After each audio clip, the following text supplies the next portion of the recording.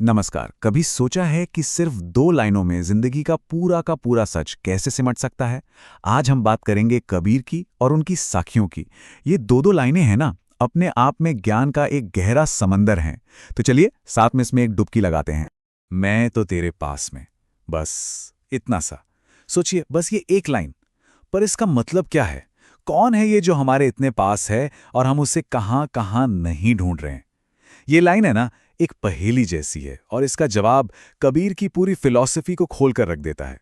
कबीर की इन 2 लाइनों को इन्हें कहते हैं साखी, और ये उनके सबसे जरूरी ग्रंथ कबीर बीजक का, आप कह सकते हैं, दिल हैं, उसका पहला और सबसे अहम हिस्सा। पर देखिए, साखी कोई मामूली कविता नहीं है, बिल्कुल नहीं।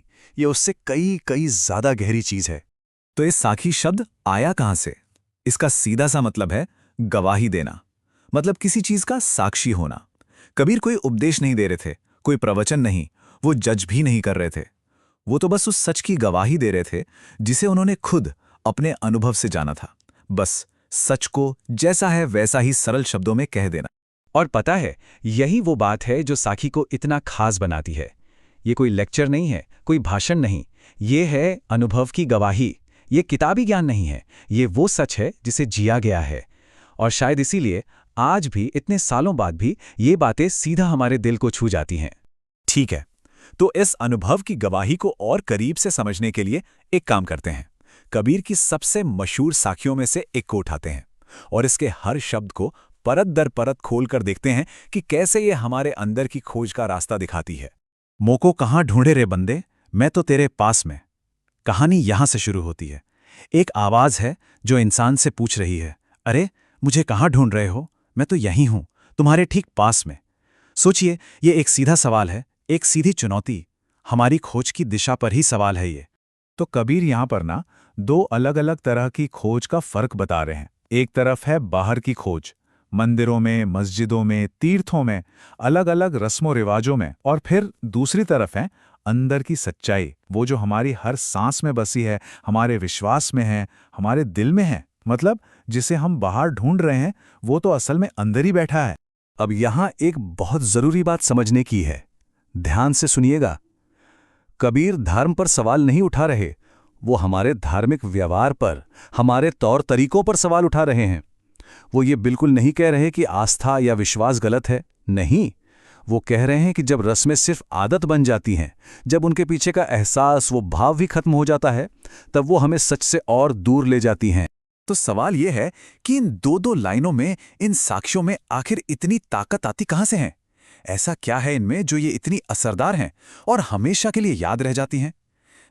इसका राज ना इनके बनाने के तरीके में ही छिपा है। देखिए, एक साखी की सबसे बड़ी ताकत क्या है? वो आपसे बहस नहीं करती। वो ये नहीं कहती कि आप सही हैं या गलत। वो बस चुपके से आती है और एक सवाल आपके मन में छोड़कर चली जाती है। और फिर वही सवाल दिमाग में घूमता रहता है, गूंजता रहता है और हमें सोचने पर मजबूर कर देता है। कबीर का फंडा एकदम क्लियर था, कम शब्द ज्यादा असर।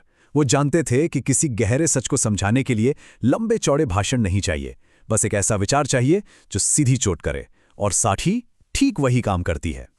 ठीक है, ये सब बातें तो 15वीं सदी की हैं, सदियों पुरानी। लेकिन सवाल ये है कि आज इस मॉडर्न दुनिया में कबीर इतने जरूरी क्यों हैं? क्यों हम आज भी उनकी बातें कर रहे हैं?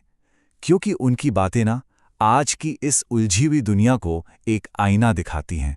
तो फिर सवाल ये उठता है कि अपने अंदर की सच्चाई को ढूंढना, ये सदियों पुरानी बात आज की इस भागदौड़ भरी जिंदगी में इतनी जरूरी क्यों हो गई है? जब सब कुछ बाहर की दुनिया में हो रहा है, तो अंदर झांकने की जरूरत ही क्या है? इसलिए क्योंकि आज के जमाने में धर्म अक्सर बस एक पहचान, एक आइडेंटिटी बनकर रह गया है ना? कई रस्में सिर्फ खोखली आदतें बन चुकी हैं, उनके पीछे का मतलब ही कहीं गुम हो गया है। और सच तो यह है कि कई बार अपने अंदर झांकना, अपनी सच्चाई का सामना करना हमें अनकंफर्टेबल लगता है, हम उससे भागना चाहते हैं। कबीर बस हमें इन्हीं चीजों पर एक पल रुककर सोचने को कहते हैं। और इसीलिए कबीर सिर्फ इतिहास के किसी चैप्टर का नाम नहीं है। उनका काम, उनकी साखियां, वो आज का प्रश्न है, अ क्वेश्चन फॉर टुडे।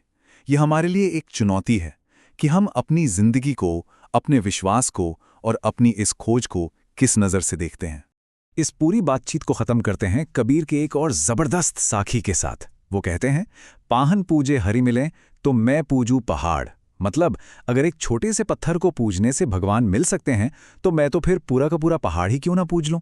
ये एक सवाल है, एक सटायर है और सोचने के लिए एक बहुत गहरी बात है। इस पर सोचिएगा जरूर।